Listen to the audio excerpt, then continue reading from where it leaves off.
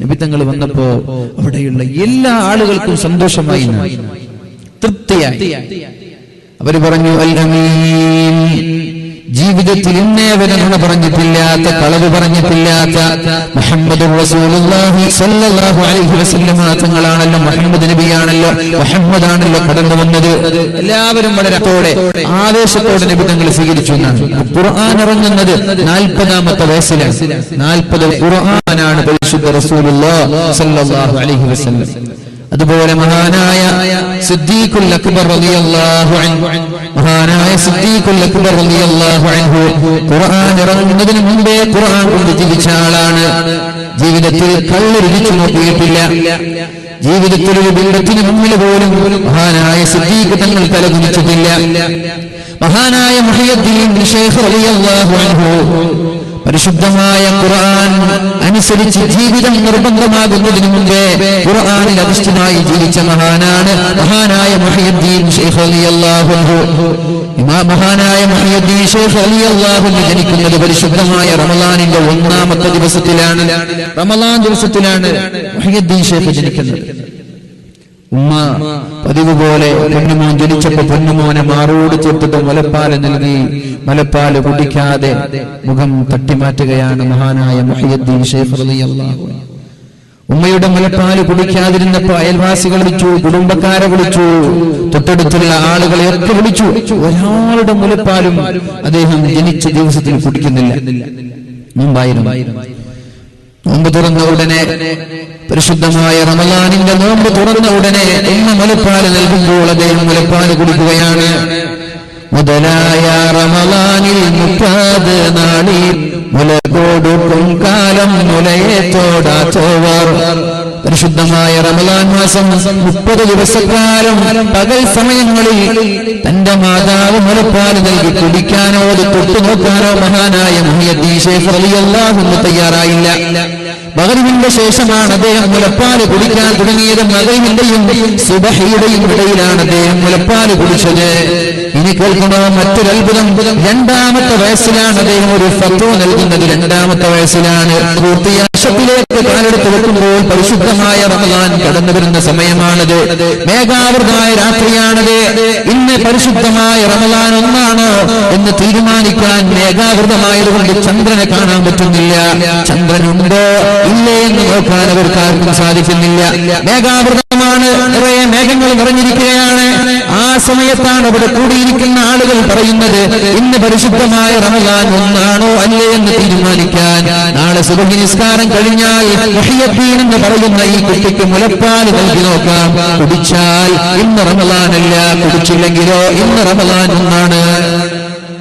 2-ാമത്തെ വർഷം ജനിച്ചിട്ട് 2-ാമത്തെ വർഷം 2-ാമത്തെ വർഷം രാത്രി കഴിഞ്ഞു. സുബഹി നിസ്കരിച്ച ശേഷം എന്റെ പൊന്നുമോനെ മാറോട് ചേർത്തിട്ട് മുലപ്പാല് നൽകുന്ന കുഞ്ഞുമോൻ തന്റെ മുഖം തട്ടിമാറ്റി മുലപ്പാല് കുടിച്ചില്ല. അന്ന് നാട്ടുകാരൊക്കെ നോമ്പെടുത്തു. 2-ാമത്തെ വയസ്സിലാണ് അദ്ദേഹം നിലാവ് കണ്ടു, അല്ലെങ്കിൽ റമളാൻ ഒന്നാണെന്ന് സമുദായത്തിന് പഠിപ്പിച്ചു കൊടുക്കുന്നത് 2-ാമത്തെ വയസ്സിലാണ്. ഖുർആൻ അദ്ദേഹത്തിന് നിർബന്ധമായിട്ടില്ല. അദ്ദേഹം ഖുർആൻ കൊണ്ട് ജീവിക്കാൻ. പല രീതിയിൽ പല ആളുകൾ, ചില ആളുകൾ പരിശുദ്ധമായ ഖുർആനിന്റെ ആയത്തുകളായിരിക്കുന്നവർക്ക് മാറ്റം നൽകുക. മഹാനായ ഫുളൈൽ ഇബ്നു ഇയാദ് റളിയല്ലാഹു അൻഹു ലോകം കണ്ട പ്രശസ്തനായ ഒരു കുറ്റവാളിയും കൊലപാതകം നടത്തുന്ന സംഘത്തിന്റെ നേതാവുമായിരുന്നു മഹാനായ ഫുളൈൽ ഇബ്നു ഇയാദ് റളിയല്ലാഹു അൻഹു. അദ്ദേഹം കൊള്ളത്തലവനായിരുന്നു എന്ന് മാത്രമല്ല, അദ്ദേഹം തന്റെ കാമുകിയുടെ വീട്ടിലേക്ക് മതിൽ ചാടി കിടക്കുമ്പോഴാണ് ആ വീടിന്റെ അകത്തളങ്ങളിൽ നിന്ന് പരിശുദ്ധമായ ഖുർആനിന്റെ ഒരു ആയത്ത് കേൾക്കാനിടയായത്. ഞാൻ പറഞ്ഞു വരുന്നത്, പരിശുദ്ധമായ ഖുർആൻ വെറുതെ ഓതിവിടാനുള്ളതല്ല, വെറുതെ ഓതിവിടാനുള്ളതല്ല. അതിന്റെ ആഴങ്ങളിലേക്ക് ഇറങ്ങാനും അതിന്റെ അർത്ഥങ്ങൾ തിരിച്ചറിയാനും എന്താണ് പറയുന്നത് എന്ന് മനസ്സിലാക്കി ഓതാനാണ് ഖുർആൻ അല്ലാഹു തആല ഏൽപ്പിക്കുന്നത്. ഉസ്താദെ, ഞങ്ങൾ ഓതുന്നതിൽ പുണ്യമില്ലേ? പുണ്യമുണ്ട്, ഇല്ല എന്ന്. അതാ ഞാൻ പറഞ്ഞത്, പകുതിയിൽ നിന്ന് പോയ വിഷയങ്ങൾ മനസ്സിലാവില്ല. പരിശുദ്ധമായ ഖുർആൻ, പരിശുദ്ധമായ ഖുർആൻ അർത്ഥമറിയാതെ ഓതിയാൽ പ്രതിഫലം ലഭിക്കൂലേ എന്ന് നിങ്ങൾ ചോദിച്ചേക്കാം. പ്രതിഫലം ലഭിക്കൂല എന്നല്ല, ഒരു ഹർഫിന് 10 ഹസനത്ത് എന്ന രീതിയിൽ ഒരു ഹർഫിന് 10 പ്രതിഫലമാണ് അല്ലാഹു നൽകുന്നത്. അലിഫ് ലാം മീം അലിഫുൻ ഹർഫുൻ വലാമുൻ ഹർഫുൻ വമീമുൻ ഹർഫുൻ. അലിഫ് ലാം മീം എന്നോതുമ്പോൾ 30 പ്രതിഫലമാണ് അല്ലാഹു നൽകുന്നത്. അലിഫ് ലാം മീം എന്ന് പാരായണം ചെയ്യുമ്പോൾ അല്ലാഹു പ്രതിഫലം നൽകുന്നത് 30 പ്രതിഫലമാണ്. എത്ര മിനിറ്റ്, ഒരു സെക്കൻഡ് പോലും വേണ്ട. അലിഫ് ലാം മീം 30 പ്രതിഫലം ലഭിച്ചു. അർത്ഥറിയാതെ ഓതിയാൽ പ്രതിഫലം കിട്ടൂല എന്നല്ല പറയുന്നത്. പക്ഷേ ഖുർആനിന്റെ യഥാർത്ഥ മഹത്വം അല്ലെങ്കിൽ അതിന്റെ യഥാർത്ഥ ബെനിഫിറ്റ്, ഉപകാരം നമ്മുടെ ജീവിതത്തിൽ ലഭിക്കണമെങ്കിൽ അത് അർത്ഥം മനസ്സിലാക്കിയിട്ട് ഓതിയാലേ കിട്ടുള്ളൂ. മഹാനായ ഫുളൈൽ ഇബ്നു ഇയാദ് റളിയല്ലാഹു അൻഹു, മഹാനായ ഫുളൈൽ ഇബ്നു ഇയാദ് റഹിമഹുല്ലാഹ്, അദ്ദേഹം വലിയ കൊള്ളത്തലവനായിരുന്നു. തന്റെ കാമുകിയുടെ വീട്ടിലേക്ക് മതിൽ ചാടി കിടക്കുമ്പോഴാണ് ആ വീട്ടിൽ നിന്ന് വളരെ മനോഹരമായ പരിശുദ്ധമായ ഖുർആനിന്റെ പാരായണം കേൾക്കാനിടയായത്. വീടിന്റെ അകത്തളങ്ങളിൽ നിന്ന് ആരോ ഖുർആൻ ഓതിക്കൊണ്ടിരിക്കുകയാണ്. അഊദു ബില്ലാഹി മിനശ് ശൈത്വാനിർ റജീം. ബിസ്മില്ലാഹിർ റഹ്മാനിർ റഹീം. ألم يأن للذين آمنوا أن تخشع قلوبهم لذكر الله. ألم يأن للذين آمنوا أن تخشع قلوبهم لذكر الله وما نزل من الحق ولا يكونوا كالذين أوتوا الكتاب من قبل فطال عليهم الأمد فقست قلوبهم وكثير منهم فاسقون. മഹാനായ ഫുളൈൽ എന്ന് പറയുന്ന കള്ളത്തലവൻ തന്റെ കാമുകിയുടെ വീട്ടിലേക്ക് കാലെടുത്ത് വെക്കുമ്പോഴാണ് വീടിന്റെ അകത്തളങ്ങളിൽ നിന്ന് മനോഹരമായ ഖുർആനിന്റെ പാരായണം കേൾക്കുന്നത്. അലം യഅനി, സമയമായിട്ടില്ലേ, സമയമായിട്ടില്ലേ,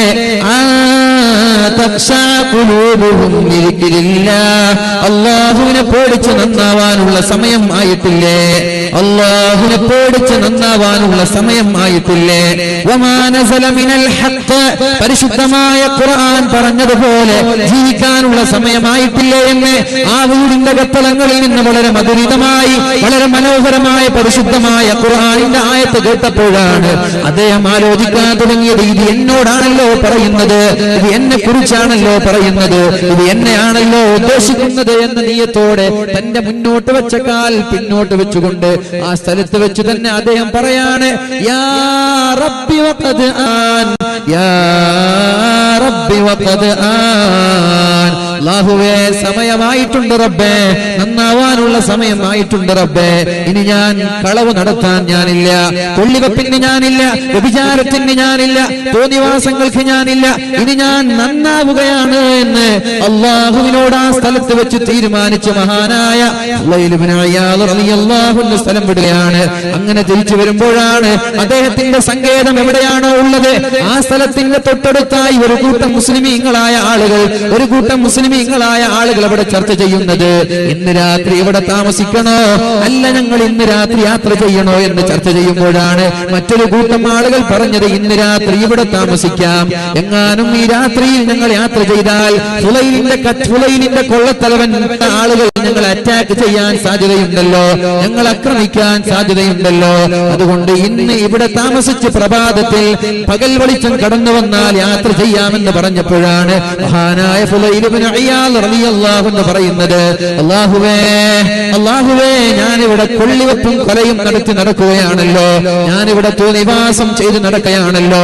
ഒരുപാട് മുസ്ലിമീങ്ങൾ എന്നെ പേടിച്ച് യാത്ര പോലും ചെയ്യാതെ, എന്നെ പേടിച്ച് ഒരു സ്ഥലത്ത് യാത്ര പോലും ചെയ്യാതെ തമ്പടിക്കുകയാണല്ലോ. അല്ലാഹ്, ഞാൻ നന്നാവുകയാണ് റബ്ബേ എന്ന് പറഞ്ഞിട്ട് പരിശുദ്ധമായ ഹറമിന്റെ സമീപത്തേക്ക് കടന്നു ചെന്നിട്ട് തൗബ ചെയ്ത് ലോകം കണ്ട മഹാനായി മാറി മഹാനായ ഫുളൈൽ ഇബ്നു ഇയാദ് റഹിമഹുല്ലാഹ്.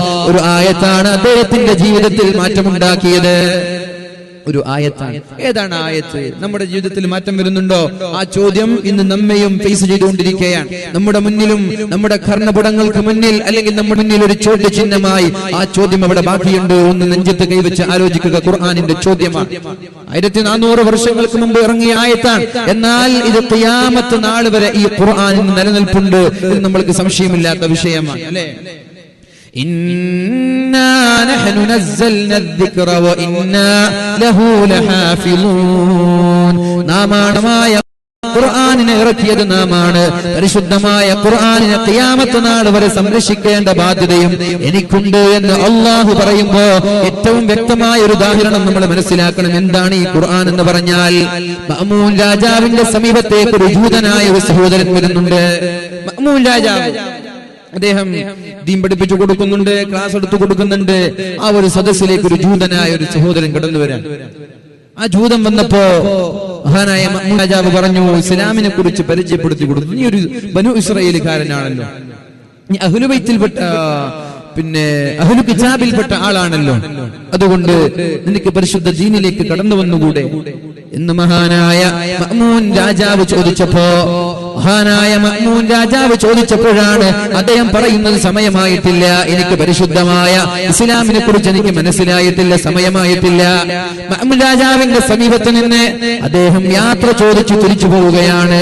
കൃത്യമായി ഒരു വർഷം കഴിഞ്ഞപ്പോഴാണ് മഅ്മൂൻ രാജാവിന്റെ സമീപത്തേക്ക് ആ ജൂതനായ സഹോദരൻ അശ്ഹദു അല്ലാ ഇലാഹ ഇല്ലല്ലാഹ് വഅശ്ഹദു അന്ന മുഹമ്മദർ റസൂലുള്ളാഹ്, അല്ലാഹുവല്ലാതെ മറ്റൊരു ദൈവമില്ല എന്നും അല്ലാഹുവിന്റെ ഹബീബായ മുഹമ്മദുർ റസൂലുള്ളാഹ് നബി തങ്ങൾ അല്ലാഹുവിന്റെ പ്രവാചകനാണ് എന്നും ഞാൻ വിശ്വസിക്കുന്നു എന്ന് പറഞ്ഞുകൊണ്ട് അല്ലാഹുവിന്റെ ഹബീബിന്റെ സന്നിധി മഹാനായ മഅ്മൂൻ രാജാവിന്റെ സന്നിധിയിലേക്ക് കടന്നു വന്നപ്പോഴാണ് മഅ്മൂൻ രാജാവ് ചോദിക്കുന്നത്, ഒരു വർഷം മുമ്പ് ഞാൻ ഇസ്ലാമിനെ പരിചയപ്പെടുത്തി തന്നിട്ടുണ്ടല്ലോ, ഒരു വർഷം മുമ്പ് പരിശുദ്ധമായ ഇസ്ലാമിനെ ഞാൻ പരിചയപ്പെടുത്തി തന്നിട്ടുണ്ടല്ലോ, അന്ന് നിങ്ങൾ വിശ്വസിച്ചിട്ടില്ല, ഇന്ന് ഇസ്ലാമിലേക്ക് കടന്നു വരാനുള്ള കാരണം എന്ത് എന്ന് ചോദിച്ചപ്പോ മഅ്മൂൻ രാജാവിനോട് അദ്ദേഹം ഒരു യാഥാർത്ഥ്യം പറയുകയാണ്. നിങ്ങളുടെ സമീപത്തു നിന്ന് ഞാൻ ഇറങ്ങിപ്പോയ ഉടനെ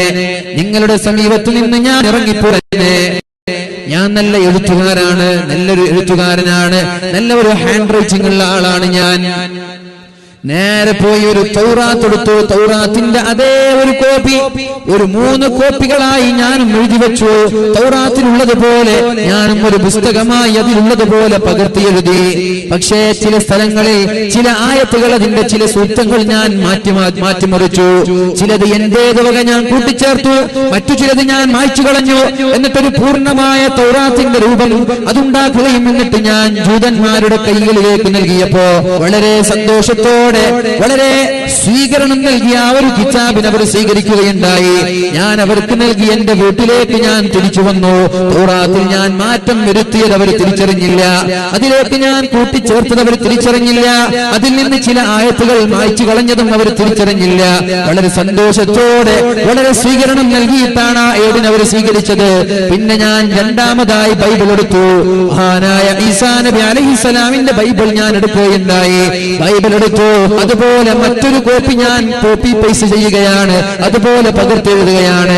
അതിന്റെ ചില വരികൾ ഞാൻ മായ്ച്ചു കളഞ്ഞു, അതിലേക്ക് എന്റേതായ ചില ആശയങ്ങൾ ഞാൻ കൂട്ടിച്ചേർക്കുകയുണ്ടായി, അതിലേക്ക് ചില വാക്കുകൾ ഞാൻ കൂട്ടിച്ചേർക്കുകയുണ്ടായി, ചില ആയത്തുകൾ ഞാൻ കൂട്ടിച്ചേർക്കുകയുണ്ടായി. എന്നിട്ട് അതേപോലെ ഒരു ബൈബിളായി ക്രൈസ്തവന്മാരുടെ കൈകളിലേക്ക് കൊണ്ടുചെന്ന് കൊടുത്തപ്പോ അവരും വളരെ ആദരവോടെ, വളരെ സന്തോഷത്തോടെ ആ ബൈബിളിന്റെ കോപ്പി സ്വീകരിക്കുകയാണ്. എന്നിട്ട് അവരെന്നെ സ്വീകരിച്ചിരുത്തി. അവർക്ക് ഞാൻ മാറ്റം വരുത്തിയത് തിരിച്ചറിഞ്ഞില്ല, അതിൽ നിന്ന് മായ്ച്ചു കളഞ്ഞതും അവർ തിരിച്ചറിഞ്ഞില്ല. ഇനി കൂട്ടാനുണ്ടോ? സൗണ്ട് ഉണ്ടെങ്കിൽ കൂട്ടി, ഫുള്ള് 4 മോണിറ്ററും മാക്സിമം കൂട്ടി, ഷാർപ്പ് സൗണ്ട് ഷാർപ്പാക്കി. അതേപോലെ അദ്ദേഹം പറയാണ്, ബൈബിൾ ഞാൻ തിരുത്തലുകൾക്ക് ഞാൻ വിധേയമാക്കിയപ്പോൾ അത് തിരിച്ചറിയാൻ അവർക്ക് കഴിഞ്ഞില്ല. പിന്നെ ഞാൻ പരിശുദ്ധമായ ഖുർആൻ എടുക്കുകയുണ്ടായി. കേൾക്കണം, പരിശുദ്ധമായ ഖുർആൻ ഒരു മുസ്ഹഫ് ഞാൻ എടുത്തു. അതുപോലെ മറ്റൊരു മുസ്ഹഫിലേക്ക് ഞാൻ ഇങ്ങനെ പകർത്തി എഴുതാൻ തുടങ്ങി. ഒരു ആയത്തെന്ന രീതിയിൽ പകർത്തി എഴുതുമ്പോ അതിനിടയിൽ അറിയാതെ ചില പദങ്ങൾ ഞാൻ എന്റേത് വകയായി ഞാൻ കൂട്ടിച്ചേർത്തു. ചിലത് ഞാൻ മായ്ച്ചു കളഞ്ഞു, ചിലത് ഞാൻ ഡിലീറ്റ് ചെയ്തു, ചില ആയത്തുകൾ ഞാൻ എഴുതി വെച്ചില്ല. അങ്ങനെ ഒരു ഖുർആനിന്റെ കോപ്പി വെച്ച് മുസ്ലിമീങ്ങളായ ആളുകളുടെ കൈകളിലേക്ക് ഈ കോപ്പി നൽകിയപ്പോഴാണ് അവരാ കോപ്പി തുറന്നു നോക്കുന്നത്. ആ കോപ്പി വായിച്ചു നോക്കുമ്പോഴാണ് ചില തിരുത്തലുകൾക്ക് ഇത് വിധേയമായി എന്നവർക്ക് മനസ്സിലായത്. ആ കോപ്പി വലിച്ചെറിഞ്ഞിട്ട് എന്നെ അവർ ആട്ടിയോടിച്ചു. അപ്പോഴാണ് എനിക്ക് മനസ്സിലായത്, ഇന്നാ നഹ്നു നസ്സൽനാ الذിക്റ വഇന്നാ ലഹു ലഹാഫിളൂൻ. ഇത് അല്ലാഹു അള്ളാഹുവിന്റെ ഗ്രന്ഥമാണ്, ഇത് റബ്ബിന്റെ ഗ്രന്ഥമാണ്, ഇത് രക്ഷിതാവായ അള്ളാഹുവിന്റെ ഗ്രന്ഥമാണ്. ഇതിലേക്ക് മാറ്റം വരുത്താൻ ഒരാൾക്കും കഴിയില്ല. അതിലേക്കൊരു തിന്മ മുൻഭാഗത്തു നിന്നോ പിൻഭാഗത്തു നിന്നോ അറിയാതൊരു വാക്ക് പോലും അതിലേക്ക് കൂട്ടിച്ചേർക്കാൻ കഴിയൂല എന്ന് എനിക്ക് മനസ്സിലായി. പിന്നെ ഒന്നും ഞാൻ ആലോചിച്ചില്ല. ഉടനെ ഞാൻ പറഞ്ഞു, അശ്ഹദു അല്ലാ ഇലാഹ ഇല്ലല്ലാഹ് വഅശ്ഹദു അന്ന മുഹമ്മദർ റസൂലുള്ളാഹ്. ഇത് അല്ലാഹുവിന്റെ ഗ്രന്ഥമാണെന്ന് മനസ്സിലാക്കിയ ഉടനെ ഞാൻ ഒരു സമയം പോലും പിന്തിപ്പിക്കാതെ ഉടനെ ഞാൻ അല്ലാഹുവിലേക്ക് കടന്നു വരികയും ഇസ്ലാമിലേക്ക് കടന്നു വരികയും ചെയ്തു എന്ന് ആരുതനായ സഹോദരൻ മുസ്ലിമായി മഅ്മൂദ് രാജാവിനോട് പറയുകയാണ്. ഇനി നിങ്ങൾ ആലോചിക്കേ, ഇനി നമ്മൾ ആലോചിക്കണം. ഇന്ന് ലോകത്തുള്ള സകലമാന വേദഗ്രന്ഥങ്ങളെയും, ഇന്ന് ലോകത്തിലുള്ള എല്ലാ വേദഗ്രന്ഥങ്ങളും എല്ലാ മതക്കാരുടെ ഗ്രന്ഥങ്ങളും ഏതെങ്കിലും ഒരു തീക്കുണ്ടാരത്തിലിട്ട് കത്തിക്കരിച്ചാൽ, ഉദാഹരണം പറഞ്ഞാൽ മുസ്ലിമീങ്ങളുടെ ഗ്രന്ഥമായ പരിശുദ്ധമായ ഖുർആൻ എല്ലാ കോപ്പികളും, ലോകത്തിന്റെ മുക്കുമുലകളിലുള്ള സകലമാന കോപ്പികളും ഒരു തീക്കുണ്ടാരത്തിലേക്ക് വലിച്ചെറിഞ്ഞാൽ ഒരു കോപ്പി പോലുമില്ല, ഹാർഡ് കോപ്പിയില്ല, സോഫ്റ്റ് കോപ്പിയിലൊന്നുമില്ല, എല്ലാം വലിച്ചെറിഞ്ഞു. ബൈബിളുകൾ, മത്തായിയുടെ സുവിശേഷങ്ങൾ, മാർക്കോസിന്റെ സുവിശേഷങ്ങള്, ഋതുവേദങ്ങൾ, മഹാഭാരതം, രാമായണമെന്നില്ല. ലോകത്ത് ഏതൊക്കെ മതക്കാരുണ്ടോ, ഏതൊക്കെ വിശ്വാസക്കാരുണ്ടോ, അവരുടെയൊക്കെ ഗ്രന്ഥങ്ങളുടെ ഹാർഡ് കോപ്പിയും സോഫ്റ്റ് കോപ്പിയും നശിപ്പിച്ചാൽ ഏതെങ്കിലും ഒരു മതക്കാർക്ക് അതേപോലെ അവരുടെ ഗ്രന്ഥം തിരിച്ചു എഴുതി വെക്കാൻ സാധിക്കുമോ ഇല്ലയോ? സാധിക്കുമോ ഇല്ലയോ? ജൂതന്മാർക്ക് സാധിക്കുമോ? ഹൈന്ദവ വിശ്വാസികൾക്ക് സാധിക്കുമോ? ക്രൈസ്തവ വിശ്വാസികൾക്ക് സാധിക്കുമോ? ആർക്കാണ് സാധിക്കുക? ആരാണ് മനഃപ്പാഠമാക്കി വെച്ചിട്ടുള്ളത്? ആർക്കാണ് സാധിക്കുക? ഒരാൾക്കും സാധിക്കില്ല. പക്ഷേ പരിശുദ്ധമായ ഇസ്ലാമിന്റെ പരിശുദ്ധ ഖുർആനിന്റെ മുഴുവൻ കോപ്പികൾ ലോകത്തിൽ നിന്ന് തുടച്ചു നീക്കിയാലും നിമിഷ നേരങ്ങൾ കൊണ്ട് ഒരു ഹർഫിന് പോലും വ്യത്യാസമില്ലാതെ ഖുർആനിന്റെ ഗ്രന്ഥങ്ങൾ പതിനായിരക്കണക്കിന് ലക്ഷക്കണക്കിന് അടിച്ചിറക്കാൻ പറ്റുമെന്നതിൽ സംശയമില്ല. കാരണം ഹാഫിലീങ്ങൾ, ലക്ഷക്കണക്കിന് ഹാഫിലീങ്ങൾ ജീവിച്ചിരിപ്പുണ്ട്. പക്ഷേ ഇന്നത്തെ ചർച്ചാ വിഷയം ഒരുപാട് ഹാഫിലീങ്ങളെ സമുദായത്തിന് സമർപ്പിച്ചത് കൊണ്ട് സമുദായത്തിന് എന്ത് നേട്ടമാണുള്ളത്? അതാണ് ഇന്നത്തെ ചർച്ചാ വിഷയം. അതാണ് ഇന്ന് ചർച്ചാ വിഷയം. എല്ലാവർക്കും മക്കളെ ഹാഫിലിങ്ങളാക്കണം. പോയ സ്ഥലങ്ങളിലൊക്കെ ചോദിക്കുന്ന ഒറ്റൊരു ചോദ്യം, ഉസ്താദേ മകനെ ഹാഫിലാക്കണല്ലോ, എവിടെ ചേർക്കുക? കാസർഗോഡ് ജില്ലയിൽ എവിടെയാ സ്ഥലമുള്ളത്? മകളെ ഹാഫിലാക്കണമല്ലോ, എവിടെയാ കൊണ്ടുപോയി ചേർക്കുക? ഞാൻ ചോദിക്കട്ടെ, ഹാഫിലാക്കി മാറ്റിയാൽ മതിയോ? മക്കളെ ഹാഫിലാക്കിയത് കൊണ്ടെല്ലാം കഴിഞ്ഞു നിങ്ങൾ വിശ്വസിക്കുന്നുണ്ടോ? ഇല്ല. മക്കളെ ഹാഫിലാക്കിയിട്ട് എന്ത് ഉപകാരമാണുള്ളത്? ഞാൻ നേരത്തെ പറഞ്ഞു, പ്രതിഫലം ഇല്ല എന്നല്ല ഞാൻ പറയുന്നത്.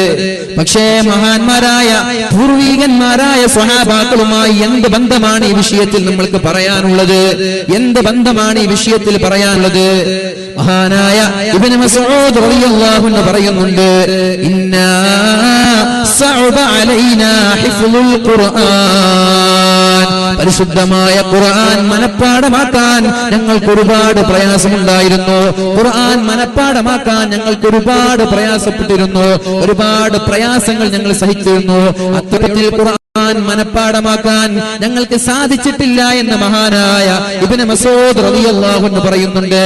പക്ഷേ വസഹുല അലൈനൽ അമലു ബിഹി, ഖുർആൻ കൊണ്ട് അമൽ ചെയ്യാൻ ഞങ്ങൾക്കൊരു പ്രയാസവും ഉണ്ടായിട്ടില്ല.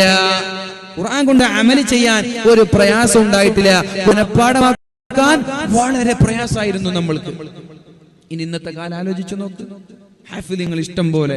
മിനിഞ്ഞാന്ന് വടകരയിൽ ഒരു പരിപാടി, ഒരു ഹാഫിലിങ്ങൾക്ക് സന്നദ്ധാനം നൽകുന്ന ഒരു സദസ്സിൽ പങ്കെടുത്തപ്പോ ആദരണീയരായ MT ഉസ്താദ് പറഞ്ഞു, രാത്രി ഉറങ്ങാൻ കിടന്നൊരു സഹോദരൻ രാവിലെ ആകുമ്പോ ഹാഫിലായിട്ടുണ്ട്.